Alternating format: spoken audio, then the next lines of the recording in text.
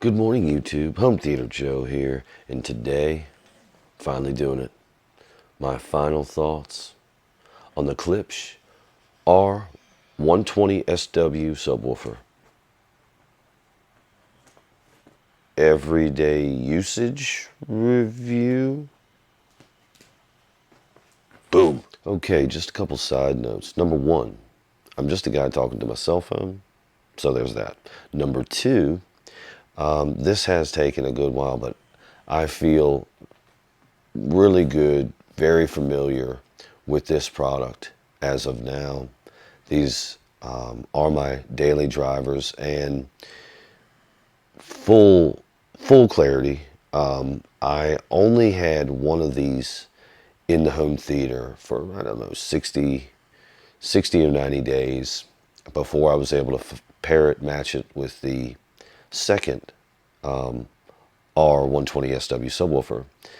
Both of those were purchased on sale. They, at the time, retailed for $4.99 USD, and I was able to pick up both at two different times for $250 USD. One from the Klipsch website itself and one from Amazon.com. I do not think, I haven't checked as of this morning, but it's now August 21st, 2021, and AVR prices, all AVR prices have just jumped up a couple $100. So I'm expecting that trend to go through the industry to speakers, subwoofers, and everything else. So that $500 price point may not be valid as of today. Who knows? Probably should have done some more research. Hey, it's me again.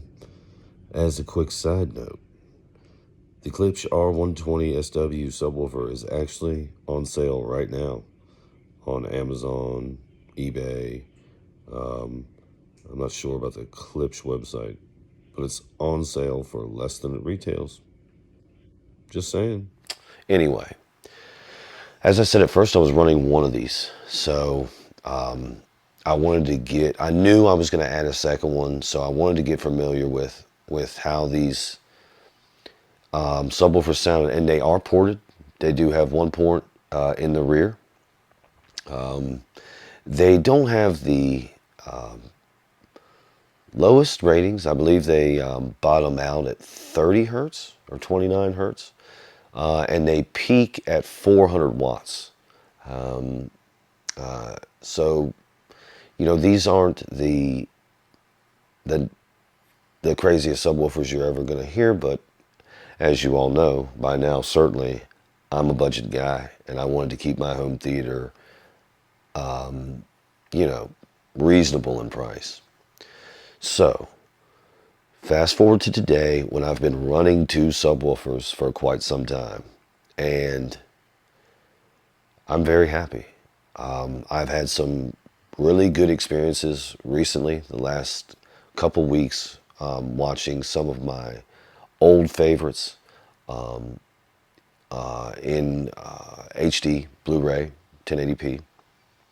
But before I get to the performance, I actually want to make a quick note on the cabinet itself. I'm going to show some pictures and give you some footage of the subwoofer, I guess, starting around now. First up, I guess, we'll just look at the subwoofer, give you an idea. At the front, it does not have a magnetic grille. You can see the pegs.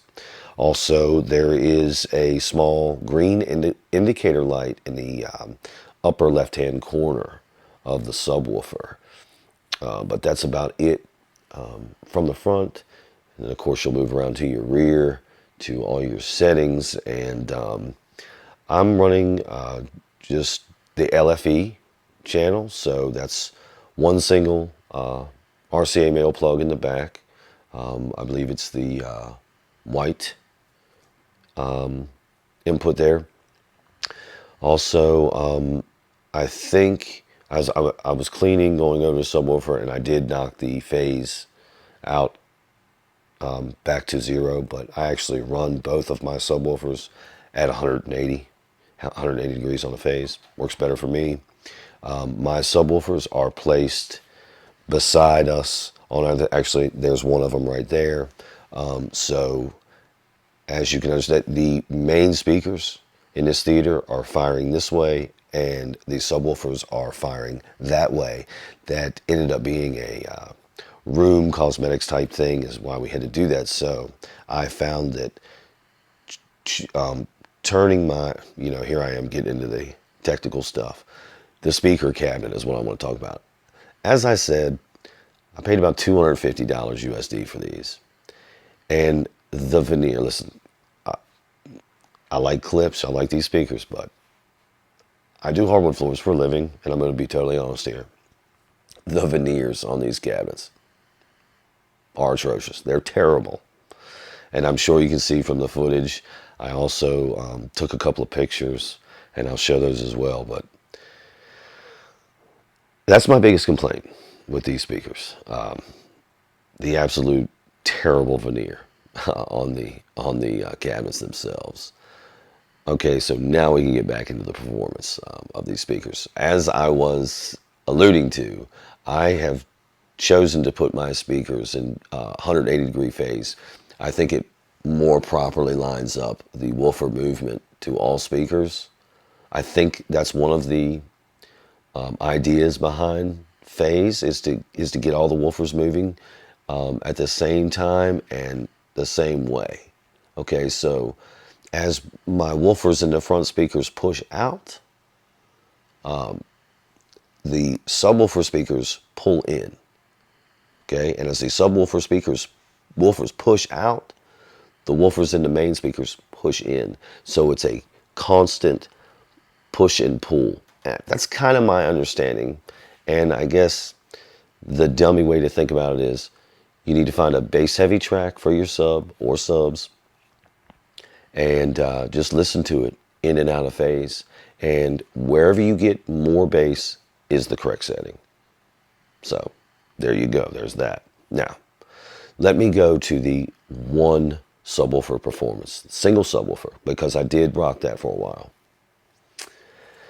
And honestly, I would not say it's, the most impressive ever. And the only reference I have here is I used to own an Infinity 12-inch subwoofer with a preamp on the back, all that good stuff. That was a 350 watt max.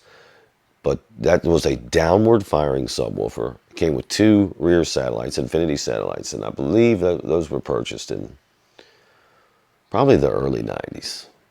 And that sub, it was amazing.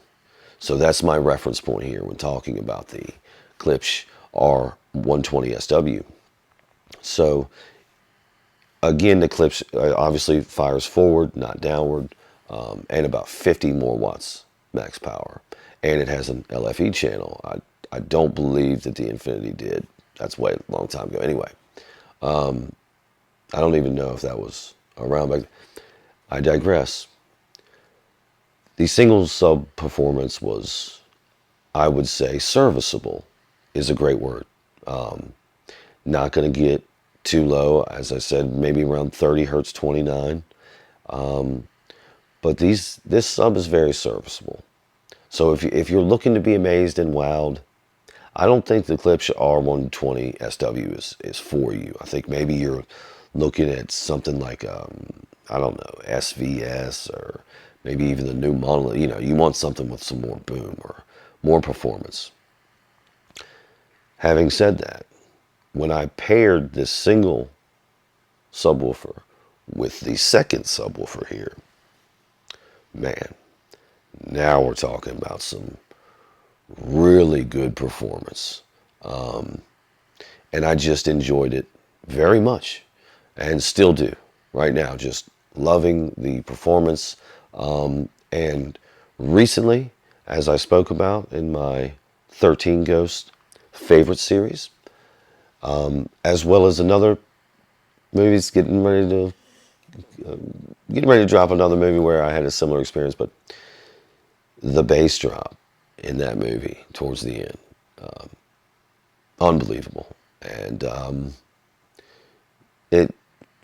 that was a great experience. So I think I could go on forever and ever about my everyday usage. But here's what I'll say. I think this subwoofer needs to be paired with another. I think it needs a mate. It needs a partner.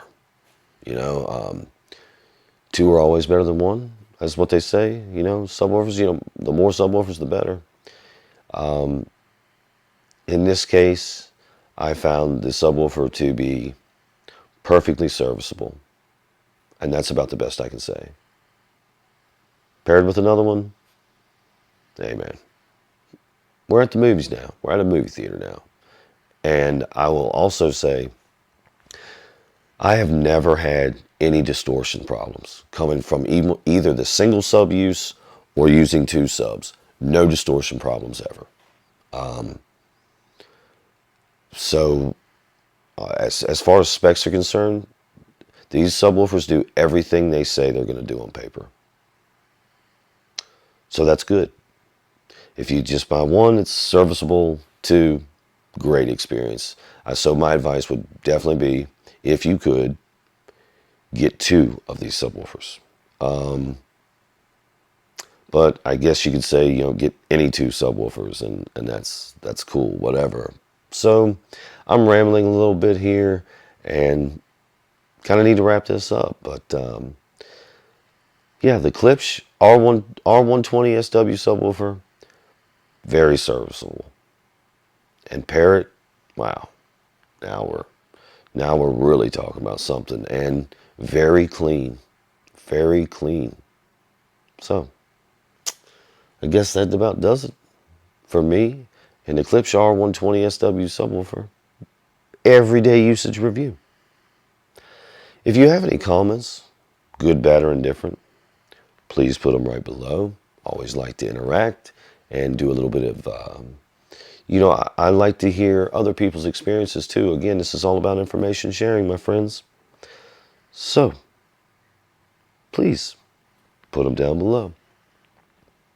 All right. You know what time it is. As always, thank you for listening. Be good. Be safe. Boom. All right, now I'm ready. Boom.